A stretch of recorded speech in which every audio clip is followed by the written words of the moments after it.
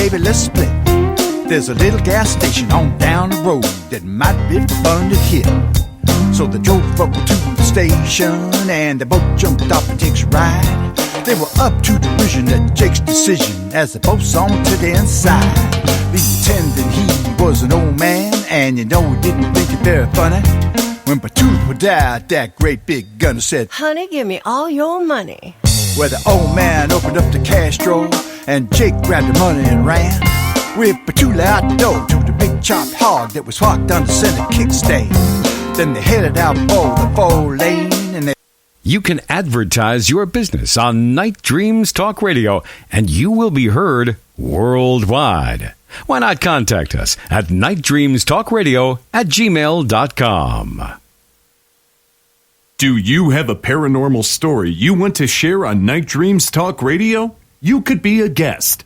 Email us at nightdreamstalkradio@gmail.com. Night Dreams Talk Radio, After Dark, wants to give a big shout out to all the truckers that listen to our show.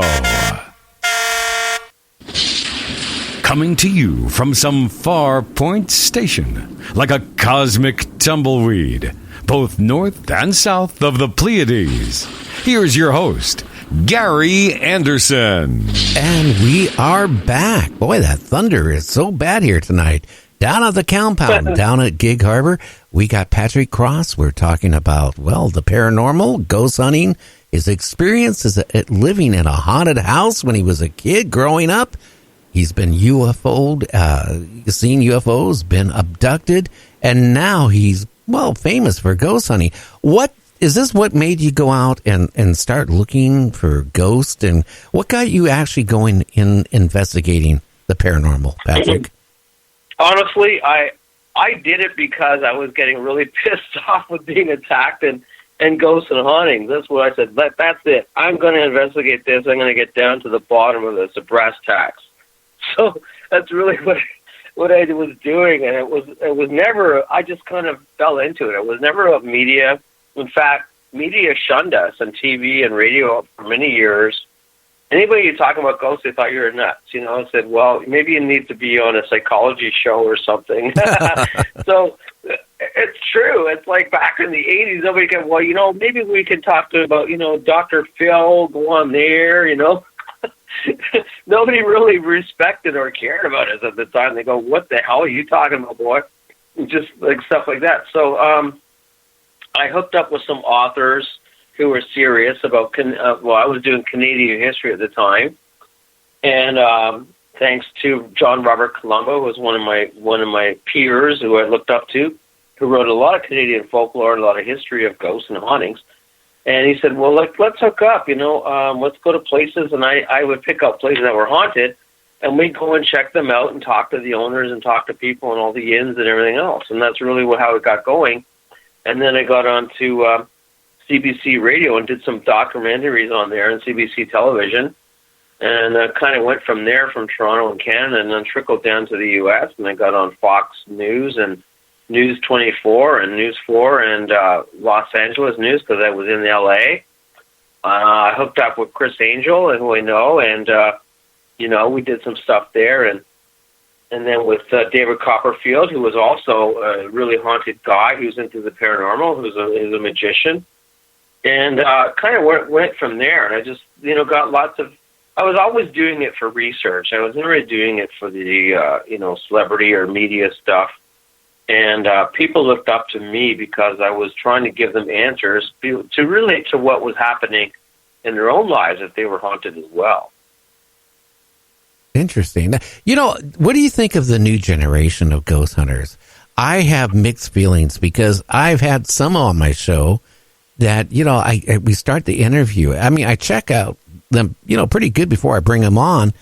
And then, you know, the first 10 minutes, they you find out they only been ghost hunting on a couple things. And all they seemed to care about was getting picked up by a cable channel and having a TV show. And I'm going to my head, wow. Yeah, that's never been the case, and it shouldn't be the case because, yeah, if you do get media, that's great. And if you can acknowledge something, that's even better. If you can even verify something, that's even triple better. But you know what I mean? Like, the whole point is that you're right. People just want the exposure, but not, like, I've done the research. I've done the folklore. I figured out, well, why is it haunted? Why is it going on? Why is it happening? What can we learn from that? And if somebody is coming through and they die, what can they tell you? And how are they deceased? And what can you learn from the message they bring? And that's always been my philosophy about, and that's probably why I've gotten ahead and para-research, and I'm thankful for everything I've done. Because a lot of people follow me and believe that, you know, things that I kind of put out, like you put out, it's real. And let's document this. And how can we, you know, help others to understand what's going on? Because we don't know. We're never experts. We don't know. And I'll never say I'm an expert, although people say I'm very knowledgeable. I have tons of experiences, but I'll never be an expert in the paranormal. And I think anybody who ever says that is totally wrong. It's just bull crap, you know, because you can't. You can't be an expert of something that you don't know what's happening on the other side, and you never will. Interesting. Can you share some of the experiences you have had? Where have you actually went out and ghost hunted? And what was the scariest, worst place you've ever been? And have you ever regretted doing an investigation? Yeah, there's a lot. I'll kick myself in the head for that. A lot of things. Well, the worst thing I think, honestly, the worst experience I've had was I was investigating a church, and this is Ontario, Burlington, Ontario. And the church is well known for history. You know, it's one of the oldest churches in Ontario. It's called St. Luke's, and it was established by Joseph Brant. If you look up the history, Joseph Brant was the Thayendanegea. He was the leader of the British forces against the Americans. And the church, St. Luke's, is one of the oldest churches in Ontario, Canada. So anyway, the history goes that when the church was erected, a lot of his tribe was buried in the church, and tribute to the church, and a lot of his Indian chiefs were buried under this church.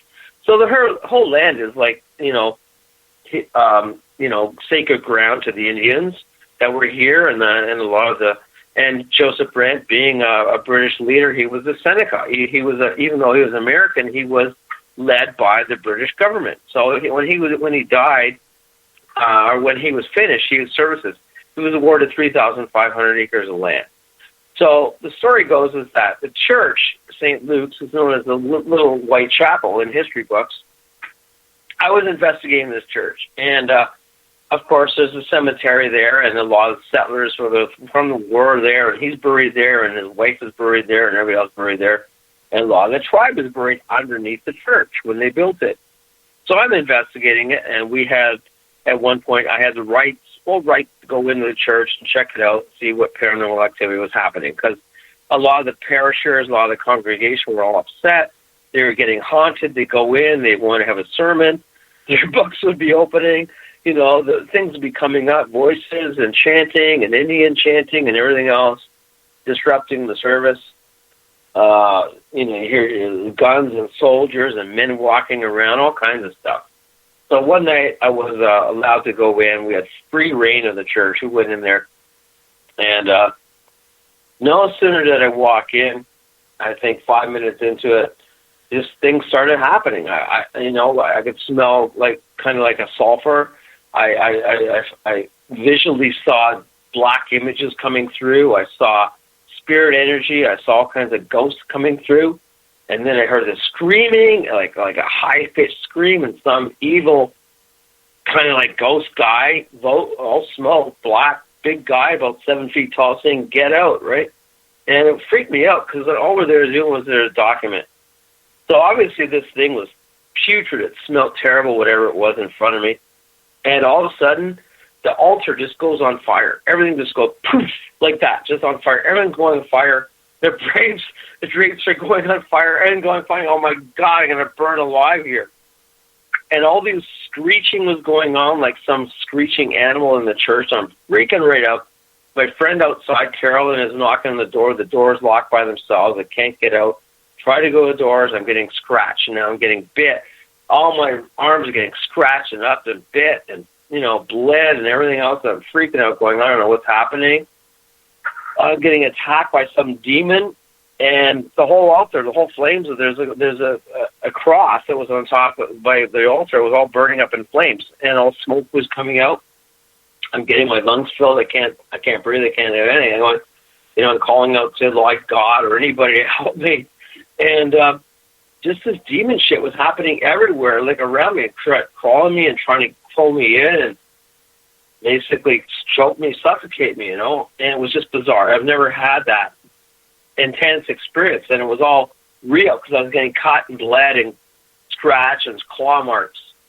So finally, I bang on the door, I was going, oh my God, let me out, and I call on Jesus Christ. Right? I said, that's it, save me. And all of a sudden, poof, the doors fly wide open, all the smoke comes bellowing out, freaking out everybody, and Carolyn's like, grabs me, I fall on her, and just like totally in disrepair. I'm totally like messed up. I'm all bleeding. I'm cut.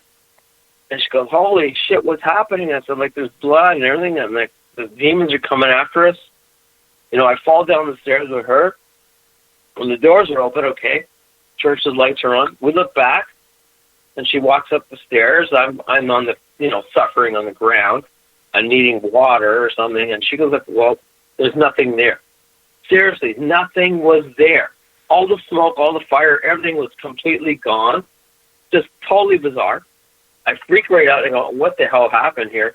And all of a sudden in front of us comes this huge image again, another big black smoky imagey thing, like really, just evil. You can feel it and sense it, It's looking at us. I'm going, oh shit. So I'm just going, well, let's go to the car. I run to the car with her, staggering away and bleeding, cut.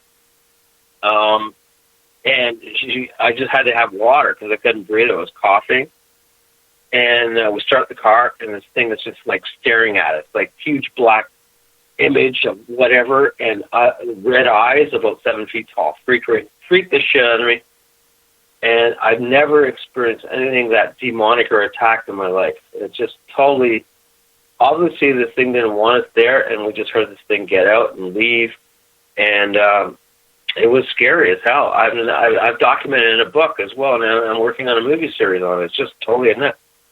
Well, what is the book? Is it available for people can find it?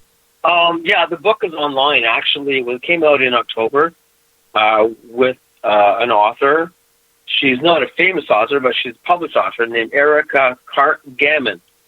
And the book is called Hellhounds, Spirits, and Psychics. And you can look it up, and it's a fantastic book. There's a lot of stories in it from other people. But she said this story has to get out, and people have it. And she's doing very well on Amazon. It's on Amazon.com or Amazon.ca.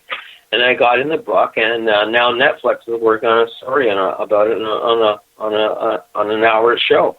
Oh, so wow. it's just cool. But the whole thing is, I've had so much. I don't know why it comes to me, but a lot of demonic activity and demons I've dealt with, and including I was on Haunted Case Files TV series.